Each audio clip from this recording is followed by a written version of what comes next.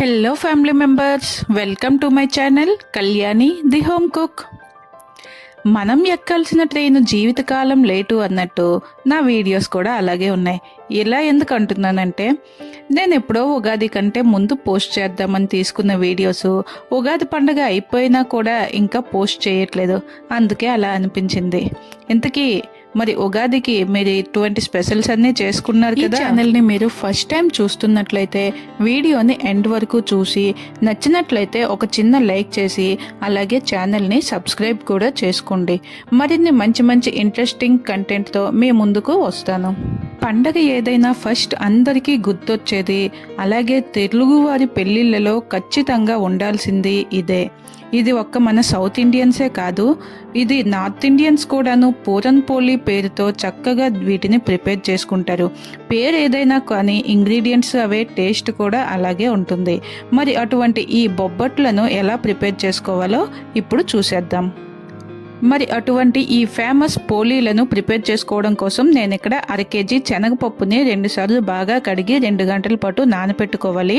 ఇలా నానిన శనగపప్పుని స్టవ్ పైన పెట్టి కొంచెం పలుకుగా ఉండే వరకు ఉడికించుకోవాలి. ఉడికించేటప్పుడు దీంట్లో సరిపడా ఉప్పును కూడా వేసుకోవాలి. జాగ్రత్తగా చూసుకోవాలి, పప్పు ఏమాత్రం మెత్తపడకూడదు. తర్వాత మనం ఇప్పుడు పిండిని ప్రిపేర్ చేసుకోవాలి. దానికోసం నేను ఇక్కడ 1 గ్లాసు గోధుమ పిండికి 1 గ్లాసు మైదా పిండిని అయితే తీసుకున్నాను. అంటే ఇవి మొత్తం 300 గ్రామ్స్ అన్నమాట.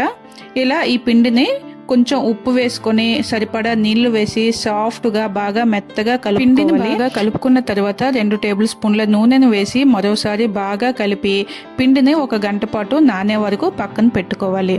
ఇప్పుడు మనం ఉడికించుకున్న పప్పు చెక్ చేసుకోవాలి. అదే కరెక్ట్గా కొంచెం పలుకు ఉండే వరకు ఉడికిన తర్వాత దీనిని వెంటనే ఒక జాలీలో గిన్నెలోకి వేసుకొని పప్పు మొత్తాన్ని వడకట్టుకోవాలి. అందులో ఎటువంటి నీరు లేకుండా కొంచెం వడకట్టి పక్కన పెట్టుకుంటే ఒక 5 నిమిషాల తర్వాత అందులో నీరంతా ఆరిపోయి పప్పు పొడి పొడిగా ఉంటుంది కదా, అప్పుడు కొంచెం చల్లారే వరకు పక్కన పెట్టుకోవాలి. ఇది కొంచెం పొడి పొడిగా అయిపోయిన తర్వాత దీనిని మనం మిక్సీ పట్టుకుందాం. దీనికంటే ముందు ఒకవైపు మనం పాకాన్ని అయితే తయారు చేసుకుందాం. పాకం అంటే ఇక్కడ పెద్దగా పాకం పట్టాల్సిన పని లేదు.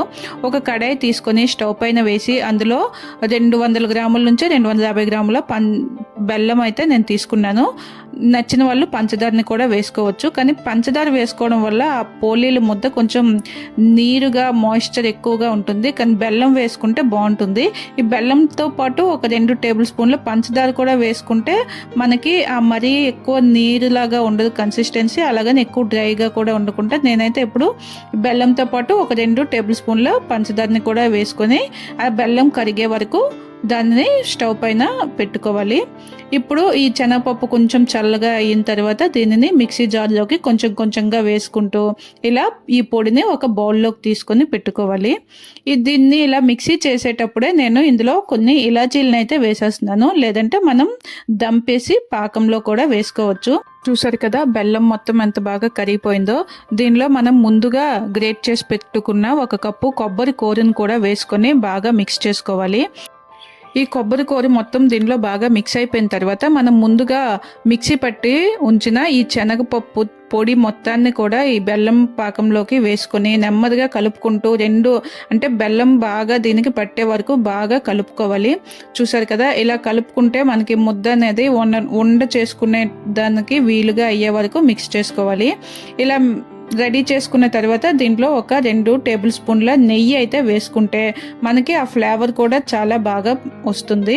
ఇలా నెయ్యి వేసుకొని ఈ ముద్దని ఇంకోసారి బాగా కలుపుకొని పక్కన కొంచెం చల్లగా అయ్యే వరకు పక్కన పెట్టుకొని మనం ఇప్పుడు బొబ్బట్లను ప్రిపేర్ చేసుకోవడానికి అన్నీ రెడీ చేసుకోవాలి. మనం వీటిని తయారు చేసుకునేటప్పుడు మనం పూర్ణం చుట్టుకుంటాం కదా, మనం పూర్ణాన్ని ఎంత సైజు అయితే తీసుకుంటామో దాంట్లో హాఫ్ సైజు ఉండేలాగా పిండి ముద్దనైతే ప్రిపేర్ చేసుకోవాలి. ఇలా ఇక్కడ నేను ఒకటి చేసి చూపిస్తున్నాను చూడండి. ఒక పూర్ణాన్ని చేసుకున్న తర్వాత దాంట్లో హాఫ్ పిండి ముద్దను తీసుకొని ఈ పూర్ణాన్ని ఆ పిండితో మొత్తం కవర్ చేసేయాలి. పూర్తిగా కవర్ చేసి దానిని ఇలా, ఇవి మనకి కవర్స్ ఉంటాయి కదా, ఏదైనా కవర్ వాడుకోవచ్చు, కానీ ఇటువంటి ట్రాన్స్పరెంట్గా ఉండేవి అయితే మనకి ఈజీగా షేప్ అది కరెక్ట్గా నీట్గా కనిపిస్తుంది. ఇవి పిల్లలు బుక్స్కి వేసుకోవడానికి ఉంటాయి కదా, ఆ కవర్స్ తీసి నేను యూజ్ చేస్తున్నాను. చూసారా, ఇలా కవర్కి కొంచెం ఆయిల్ అప్లై చేసుకొని ఇలా మనము ఒత్తుకుంటే నీట్గా బాగా రెడీ అయిపోతాయి అన్నమాట. ఇంకొక మెథడ్ కూడా చెప్తాను, ఈజీ మెథడ్ అన్నమాట ఇది.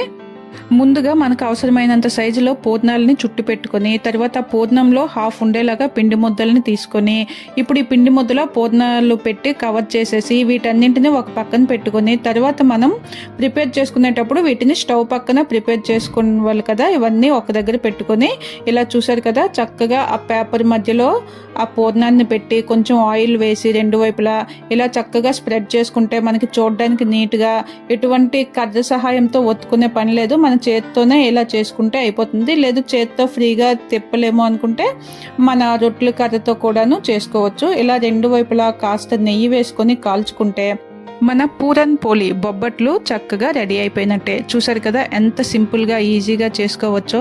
మరి మనకి పండగతో సంబంధం ఏముంది, మనకి ఎప్పుడు తినాలనిపిస్తే అప్పుడు చక్కగా వీటిని ప్రిపేర్ చేసుకొని ఏదైనా ఎయిర్ టైట్ బాక్స్లో వీటిని ఇలా ఫ్రిడ్జ్లో స్టోర్ చేసుకుంటే 7 to 10 days వరకు కూడా స్టోర్ చేసుకోవచ్చు.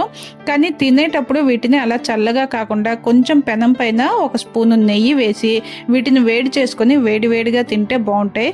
సడన్గా ఎవరైనా గెస్ట్లు వచ్చినా కూడా వీటిని ఫ్రిడ్జ్లో పెట్టుకుంటే వాళ్ళకు కూడా వేడి చేసి వేడివేడిగా మనం ఈ పోలీలను అయితే వాళ్ళకు కూడా సర్వ్ చేయొచ్చు. మరి ఈ రెసిపీ మీకు అందరికీ బాగా నచ్చింది అనుకుంటున్నాను. నచ్చితే ఒక చిన్న లైక్ చేసి మరెన్నో ఇటువంటి మంచి రెసిపీస్ కోసం వెంటనే సబ్స్క్రైబ్ చేసుకోండి కళ్యాణి ది హోమ్ కుక్ ఛానల్ని. Keep watching my channel. Thank you.